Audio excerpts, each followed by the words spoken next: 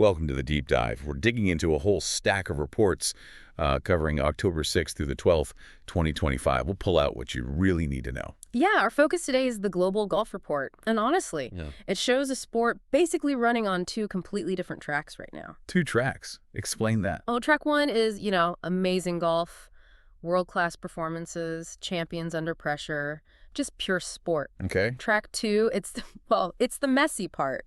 A pretty definitive kind of ugly collapse in the big talks, the merger stuff.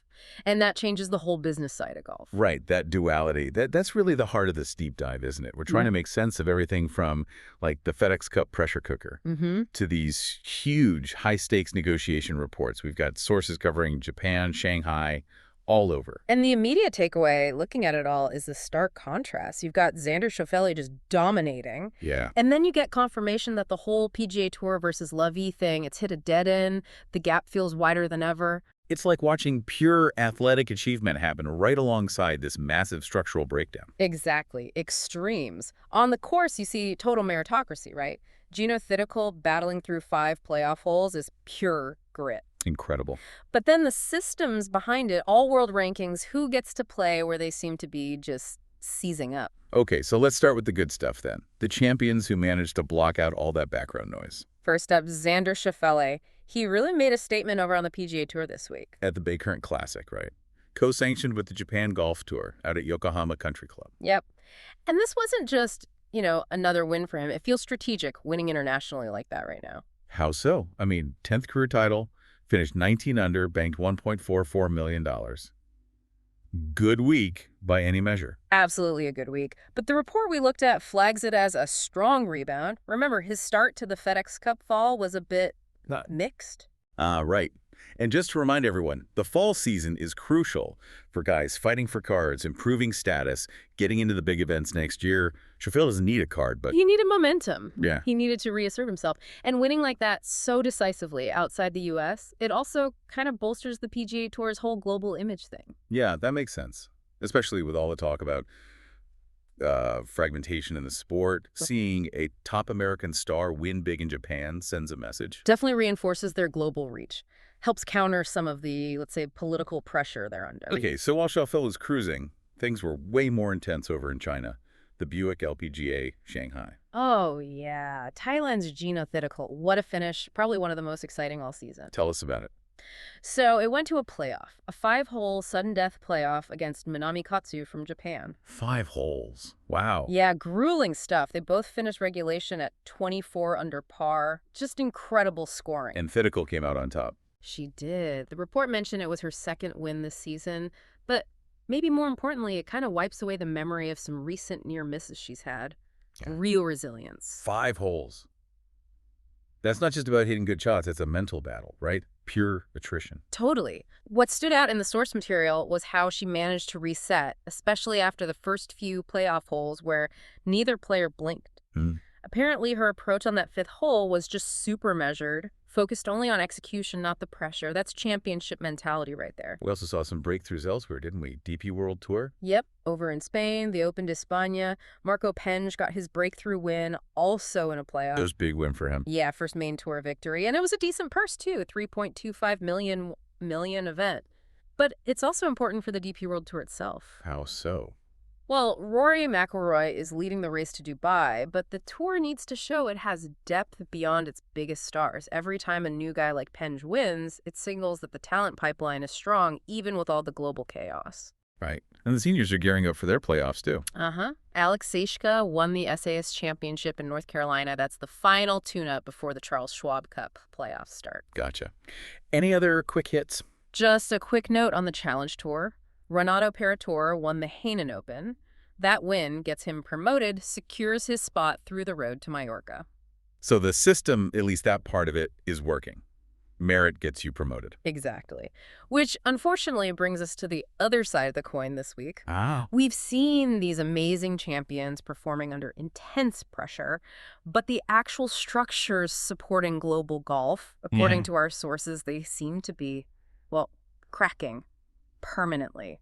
Okay, here's where things get, let's say, less exhilarating and more seismic. You just can't talk about golf this week without hitting the PGA Tour Live golf negotiation news. No, it's unavoidable. And the sources we're looking at are really quite definitive. The phrase used is that the talks have hit a wall. Hit a wall. That sounds final. It sounds very final. I mean, up until now, there was always wiggle room, right? Vague statements, deflections, always leaving the door open a tiny crack for some kind of deal. But not anymore. Doesn't seem like it. The killer quote, the one that really stood out from an insider, was just blunt. There will never be a deal. Wow. Never. Yeah. That's not a negotiating tactic. That sounds like yeah. a declaration like, okay, we're operating independently from now on. Full stop. So how are people reacting? Because the reports we saw show different takes, right? Oh, definitely different camps. You've got the sort of mainstream tour view, maybe best summed up by Brandel Chambly's comment. What did he say? The gist was that the PGA Tour thrives without Livy players like Brooks Koepka.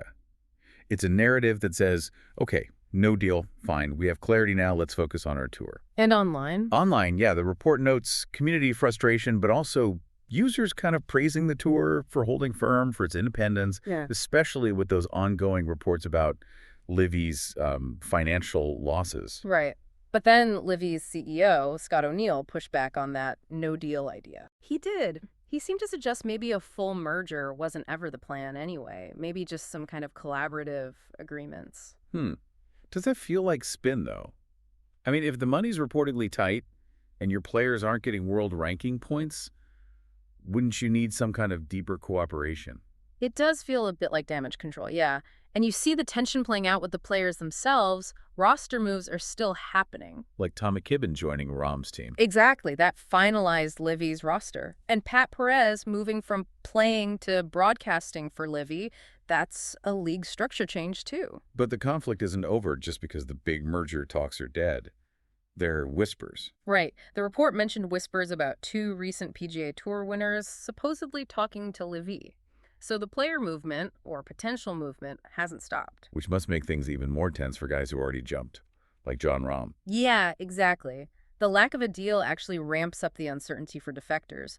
Rahm's situation regarding DP World Tour fines and eligibility is still up in the air.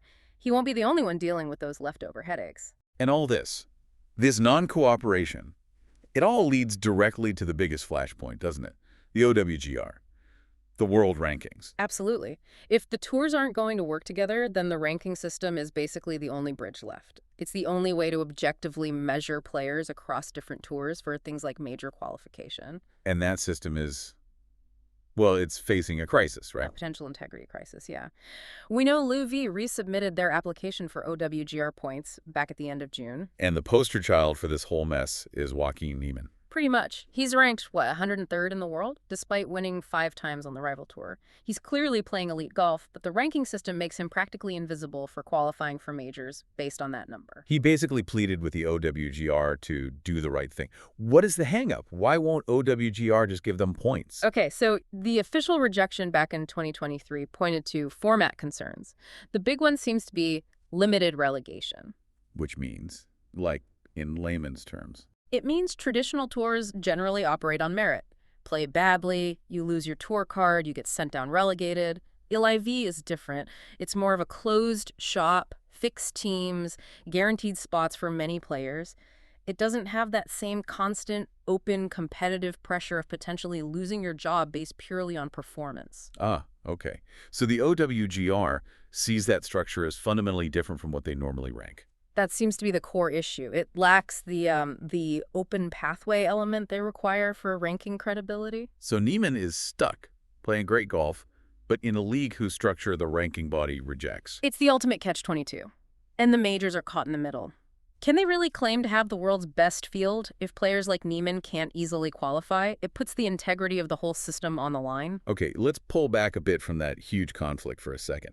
Because underneath all the boardroom drama, the actual game of golf continues, right? The foundations. We saw some great amateur stuff this week. Yeah, I think that's a good way to frame this segment. These are the constants, the things the sport is built on that just keep going, often kind of ignored amidst the high level of fighting. Like the resilience we talked about with Thitikul. We saw that in the amateur ranks too. Definitely. The report highlighted the second act grit of Andrea Kimshad. She won the U.S. Women's Mid-Amateur, also in extra holes. Another playoff. Shows that pressure is universal in competitive golf. Exactly. Handling sudden death pressure at the amateur level, it's the same mental toughness required professionally. And we saw the amateur pipeline feeding right into the pro conflict, didn't we? We did. You have rising stars like Mason Howell, who won the U.S. Amateur earlier, pure talent coming up, and then Tom McKibben, straight from the amateur scene, signs with LIV. The talent keeps emerging, pushing into this messy professional landscape. What about off the course? Infrastructure, media? Yeah. Any big moves there?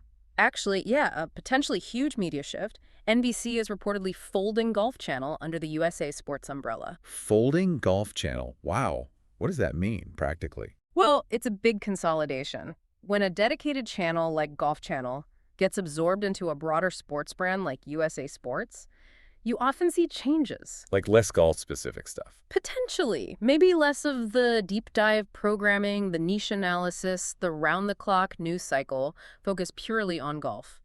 It could signal a shift towards prioritizing coverage of major events over that continuous 247 golf focus. It's definitely something to watch. But investment in actual courses continues, right? The physical side. Oh, yeah. The report mentioned Oldie 8 Golf Club down in South Carolina.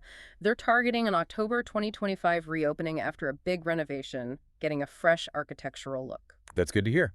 Nice to know the courses themselves are still getting attention. It's the foundation, isn't it? Gotta have good places to play. Sponsorship seems steady, too. Buick sticking with the LPGA, Fortress Invitational getting backing. Even smaller charity events are happening. Right. The game continues at all levels. Mm-hmm. But the sport can't quite escape controversy, can it? Even the cultural stuff. No, it always bubbles up. The report touched on the fallout from Colin Morikawa's comments about the Ryder Cup at Bethpage Black. Remember, he called the fan heckling absolute chaos. Yeah, that sparked a big conversation about fan behavior, didn't it? It did. It raises serious questions about the atmosphere at some events and the pressure players are under from outside the ropes. A real cultural issue for the sport. And on a lighter note, but maybe just as debatable in the clubhouse. That handicap story. Oh, you have to mention that. The U.S. Mid-Am rules issue was one thing, but the report also noted the classic debate sparked by a 14 handicapper shooting a 71 in a handicap event. Yeah, 14 shooting 71. That gets people talking. Instantly. It's the ultimate clubhouse argument starter, isn't it? Is it sandbagging? Was the course set up weird? Is the handicap system broken? It's those weird, wonderful internal arguments that every golfer, recognizes. Keeps the game grounded in a strange way. Hashtag tag outro. Okay, so wrapping this all up. What does this week mean for you, the listener? It feels like two very clear but totally opposing stories emerged. I think so. Story number one. Just incredible global talent on display. Schauffele, Thitikul, Penge. Proving the competition out on the course is as fierce as it's ever been. Pure sport. Right. And story number two.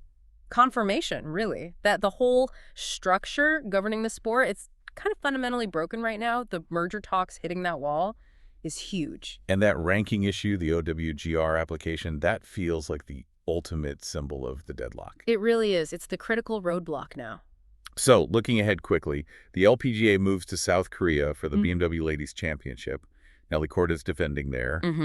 And the Seniors PGA Tour champions, they have the Dominion Energy Charity Classic coming up. The seasons keep rolling on. But that bigger question remains. It does. And this is the thought to really chew on. If those insider reports are right, if a merger truly will never be a deal, how long can the official ranking system afford to sideline guys like Joaquin Niemann? Players who are clearly succeeding, but on a tour whose format doesn't fit the OWGR's current rules. It feels unsustainable. It does. The sport is now defined by this tension. Yeah. Amazing quality of play on one side and this complete structural impasse on the other. So what breaks first? The tour's refusal to budge, or the credibility of the world rankings themselves? That's the conflict that's going to shape the rest of 2025 and probably beyond. Absolutely. Something to think about. Thanks for joining us for the Deep Dive.